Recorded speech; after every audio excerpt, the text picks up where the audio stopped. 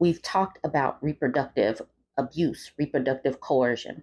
If a person consents to hunching with protection and then another person sabotages that protection, that is SA. Period, point blank. Leave these types of people alone. And this is going to be, this post right here is another example of why women are going to continue to opt out. Because if you can't trust somebody to not violate your trust like this, women are just going to continue to opt out. Bumble said celibacy is not the answer, but what is the answer when you trust somebody and then they just completely disregard what you said? Let's get into this post. This is in the 2X chromosome subreddit. She says, I got stealthed and I'm freaking out. She said, the guy I've been seeing stealthed me last night. He took off the condom when we switched positions and finished inside of me. I'm not on birth control right now, so I always use condoms. I took Plan B about 9 hours after it happened. I'm on my period right now, so I'm not sure how effective it'll be. I was pretty drunk when this happened, and I feel so stupid for drinking so much around him and ending up in this situation. I've been crying all day. Smemortion is illegal in my state, and I'm so scared of being pregnant and not being able to terminate. Any advice for this situation would be appreciated. I'm too embarrassed to tell my friends what happened. This is the reason why, especially in these forced birther states, why women should just go cold turkey for a little while. Because let's say she did get pregnant. She did not consent to being pregnant because she consented to using a condom. She did not expect him to take it off. And if she were to get pregnant, somebody would inevitably blame her. That's just how it is in this country and how people are always victim blaming, even though she consented to nookie with a condom. It's completely unfair the things that women have to go through, but I'm glad that she had the option of getting Plan B, and as of now, she could still go to other states to be unpregnant if she were to be pregnant, but she's probably not pregnant. But that doesn't stop her from freaking out. Anyways, okay, let's get into some of the comments. That guy is a piece of That's SA. It absolutely is. Pika Bird says, in a lot of places, it is rightfully defined as assault, and I fully recommend the OP to report it as such. Put it on paper. Be gentle with yourself. You live and learn. Let's just reframe. You didn't somehow bring stealthing on yourself by drinking. He chose to intentionally stealth you without your consent. He didn't just remove the condom. He further chose to finish inside of you without your consent yet again. He decided to prioritize his nut and assault you. He ignored ongoing consent and your autonomy. I was stealthed sober. I didn't notice in the heat of the moment until it was too late. It doesn't matter if you had one drink or five. You didn't consent for him to remove the condom or finish inside of you. He is the worst. If you met him on a dating app, report him for inappropriate behavior, block, and delete. He's not worth the mental energy. He's just a person. That's all there is to it. As you're on your period, it's unlikely you're pregnant. You took the Plan B within the right time frame. There's not much more you can currently do. Do get an STD test for peace of mind. Please consider telling a friend. I promise it will make you feel better to have support. A problem shared is a problem halved, is as the old saying goes. Why should you be embarrassed? He should be for his degenerate behavior. The shame is his, not yours. Absolutely fabulous advice. The OP says, thank you so much for that. I've been crying all day because I feel like this is my fault. He said I said yes when he asked to take the condom off, but I have no memory of that. I was really drunk and I vaguely remember telling him to put it on. It's just hard to think of it as assault because I liked him so much. Still can't believe he did that to me. DJ Linda says stealthing is illegal. If he's admitted to it via text, consider pursuing a case against him or reporting him. This person says it might save the next woman. Leaf's Chick says it's very, very unlikely you're pregnant between the two. I know it's easier said than done, but try not to stress. That can mess up your cycle and it will make it more stressful. Make sure to get an STD test. And the OP says, thank you. I wish I had done that today, but I've honestly just been processing everything that happened. I'm going to the clinic tomorrow to get tested. This person says, You've got to wait a few weeks. Nothing will show up after just a couple of days. Call and ask them when they recommend coming in. There's tests for everything after a few weeks now, but some clinics only have older tests that take a little longer to come back. And I'm doing some of these comments just so you guys all get this information that these women are saying. This person says, go to a clinic and get PEP to prevent HIV ASAP. It must be taken within 72 hours and ideally within 24 hours. Don't wait until HIV shows up in blood work. Every hour counts. This person says, tell them what happened and they will do testing now and tell you to come back in a few weeks for follow-up testing. I do both unless you were recently tested. Also save any communication with him admitting he did this. This person says, absolutely do not wait, as others are replying to this comment. Go ASAP. Every hour counts with PEP. And then this person says, get the Gardasil 9 vaccine and Hep B booster this week to get ahead of any issues. Jesus. And I'll end this with this one. OP, if you are near 155 pounds, you need to take 2 doses of Plan B. I was unaware of this at 200 pounds and had to get an abortion when I was still pregnant 3 months later. I really wish this were more commonly known. I'm just saying this to say that you need to know the weight limits, that if you're over a certain amount of pounds, you need to take more than 1 dose. The OP says, I'm around 125 pounds, but I'll remember this for the future. And I'm just putting that out there just in case other people didn't know. And with that, I am ending this one. Jump in the comments. Let me know what you think about this. Don't forget to like, comment, and share. This was posted in my BurbNBougie subreddit. Sky Groundbreaking says, fed up with men disturbing my peace as a woman. She says, hi, friends. I just wanted to vent a little bit about a situation I encountered today. I was downtown in a local shopping center looking to waste some time before my eyebrow appointment. I walked into a coffee shop, placed my order, and walked to a standing table near the window away from the checkout counter. As I was scrolling my phone and enjoying my small breakfast, a man approached me asking for my help with the self-automated ordering machine. I told him I do not work at the coffee shop and to take his concern to the clerk behind the register for support. He kept trying to talk to me, but I turned away from him and continued to mind my business. Thankfully, he got the hint and left me alone. Less than 10 minutes later, one of the workers approaches me with a look of discomfort on her face. For context, there were a few workers in the store, one of which being a young man. The worker tells me her colleague wanted to know if I was from a certain ethnic background. I told her to please tell him I'm not interested, and she said she understood and left. As soon as I turned my back to finish my drink, the young man walks over to me and starts asking if I was waiting for someone. By this point, I was thoroughly annoyed and let him have it. I told him I was not interested in his advances. He then starts backpedaling and stating that she was the young woman who was curious about my ethnicity. Yeah, right. I told him to exercise a degree of professionalism and not use the workforce as a dating site. He then told me he was trying to ensure that I was comfortable as a guest in the shop. I threw out my drink, grabbed my bag, and left. In hindsight, I should have left earlier. I'm debating on calling corporate, but I fear he might retaliate. I'm so exhausted of men feeling entitled to our time and energy and convos. Just wanted to share. Now, I'm sharing this because this is going to continue to happen. This will continue to happen as women pull back, especially from dating apps and the dating game in general, because women are now starting to pour more into ourselves, into our well-being, trying to de-stress and decenter males. So what's going to happen? They're still going to want to talk to women. It's like it's just going to happen just like this to this poor woman who just wanted to enjoy her meal, her coffee, and scroll her phone and waste some time and get her eyebrows done. They simply do not understand that not all women are looking for their attention and validation. It's going to get worse. It's going to get worse, and I hate to say that, but it really is. Okay, so this person is commenting on the part where she says, told me he was trying to ensure that I was comfortable as a guest in the shop. And she says, utterly moronic. I hate the ones who get mad when women complain about this. How else are we supposed to shoot our shot? The answer is you effing don't.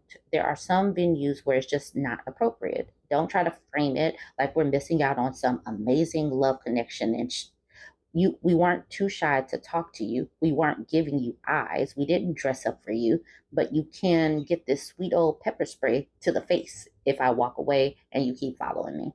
Then the OP says this. I'm also someone who mostly keeps to myself. I'm just tired of having my peace disturbed. This person said at the bottom, I expect men's behavior is only going to get astronomically worse as more and more women decenter men. And Chance says, be assured that it will, and plan accordingly. They didn't go their own way when they said they would. They just said it, then doubled down with egregious behavior. Exactly that. The behavior seems to be spiraling. They are failing and flailing to get the women, and their behavior is saying that they will probably get that much more destructive. They're going to continue to fail and flail, and we have got to keep our heads on a swivel, be out with friends. Don't let your guard down too much. It is terrible that women can't even just be have some peace, have some peace and quiet. Anyways, let me know what you think about this. Don't forget to like, comment, and share. So this woman asked this question in the Ask Feminist subreddit. She says, is community only possible with women's free labor? She said, an American guy was admiring in our Moroccan Reddit our sense of community. Is community absent in Western countries due to the absence of women's free labor? Is that the only way to have it? I admit I have female friends, but it never feels like the community I had in Morocco with mom and grandma. Okay, let's get into this. I don't know about Moroccan community, but free labor is here in America. Women's labor is always being used. Just because an American guy was admiring their sense of community, maybe that guy just didn't value or doesn't value the things that women do, because a lot of the times our labor is unvalued or invisible and very unappreciated. So, what she is, and I don't even know if this is a man or a woman, but what this person is getting is his stance. But a lot of times, men are the ones that are disregarding and unappreciating women's labor.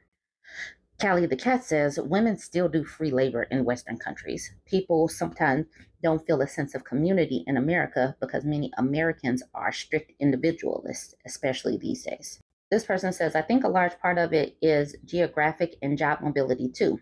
The US seems to be at or near the top of every list for how frequently people change jobs and move between cities and homes. That means that long term social relationships people have elsewhere take a lot more effort and money to maintain. If you live in the same home or work at the same company for a long time, you usually get to know your neighbors or coworkers. If you've been there for 10 or 20 or 30 years, chances are you'll look in on them if they're sick or maybe hang out with some of them socially. But every time someone moves to a different state or starts another job, they probably lose a bunch of those connections. It's much easier to hang on to them in places where job security is high and job mobility is low, or in places where people tend to stay in one apartment or house for longer. People in North America obviously also have more options for moving long distances than most of the world, and less vacation time they might use to go back and visit. That is absolutely me. I haven't had the opportunity to go back to my hometown for a long time. Not that I really want to go back to my hometown. OP, as for your actual question, there's nothing saying that free labor has to be performed by women. Community tends to require some sort of effort being made for people we're not strictly required to take care of, but that's not special or more effective if women do it. I remember my dad, who lived in one of those places where no one ever moves and everyone knows each other for decades, helping neighbors out in various ways or co-organizing community events. Just because many societies tend to shove these tasks onto women doesn't mean men can't or shouldn't do them, and they really should. And we're in this country, we're saying men need to participate in the lives of their family, their community. Women are actively saying this. So women here, at least in a few of my circles, are saying men need to pull their own weight, and women are tired of doing all of this unappreciated and unpaid labor. This person says community is only possible if everyone gives free labor. While women clearly give more household free labor, Men contribute both in the household and outside as well. Women usually volunteer more for PTOs, while men are usually youth sports coaches. Everyone needs to pitch in to have a strong community. Bob Belcher's Buns says, I don't think that is the problem. We are raised in the West to always do what is best for us. Other countries are raised to do what is best for the group. It is a very different way of thinking. I don't even think that that's it. I think that we're raised that women will be the caretakers of everything, and we are usually the glue that keeps everything together. So as more women are pulling back, that glue is loosening because the men folk are not doing their part to help keep it together. And women are just tired of everything falling on them, on us, as women, as girls that are just expected to do these things. Now, this goes perfectly with this next one. That's the reason why I'm going to do both of them at the same time. This was posted in the 2X chromosome subreddit. She asked the question, why is housework only considered work when men are asked to do it? She says it's very, very common for women to come home from their paid job and pull a whole section shift of housework and childcare, which men seem to not value until they're asked to do it. Then there's a bunch of whining about, I don't want to work when I get home. I should get to relax and play video games and watch the game, etc. Exactly. That's the reason why this question is it goes particularly with that other question about community, because some people get to take time off. Some people's shift never stops. Which do you think it is? And that's the reason why some women are not wanting to have children, are not wanting to get married, are not wanting to participate in all of this, because it's tiresome, it's stressful, and there's no winning it. There's no real partnerships or community or anything, because some people get to relax and put their feet up. Other people get to consistently be on. Sea Lion says it was abuse that ended the marriage. After he was out of the home, I discovered infidelity as well. But I always did all the housework, yard work, and most of the parenting. It's honestly so much easier now. In couples therapy, when I asked why he made me do everything and made fun of me while I cleaned, he said, well, weekends are for relaxing, and I was so focused on providing. She continues with, dear readers, I am employed full time until recently made more money than he did. At this point, it was laughed to keep from crying. And the lack of labor on his part is not why it ended. That was emotional abuse and rape. And the ladies of the night and our money that he gave them. It's not a good feeling realizing beyond any doubt that I'd spent 2 decades of my life with a man who did not respect me in the slightest. And that's another thing. They believe that they could do just about anything and still have some sort of community. This is another reason why women are opting out, because what is the point of giving, giving, giving just so you could have someone take advantage or disregard and disrespect you? Women are not taking on that disrespect anymore. This person says, I'm always amazed in that much lauded 1950 marriage. Yard work was the responsibility of the man, as was taking out the garbage and fixing the house or car.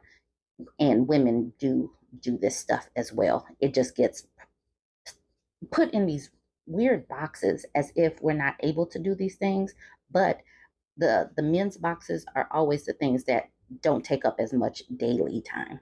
Sea Lion says, I do home maintenance too. What I can't do myself, I have family to help me. My ex wouldn't allow me to get help, so big stuff just had to wait. Or I had to work on convincing him for months or years, and then I still have to pay for it with more degrading nookie.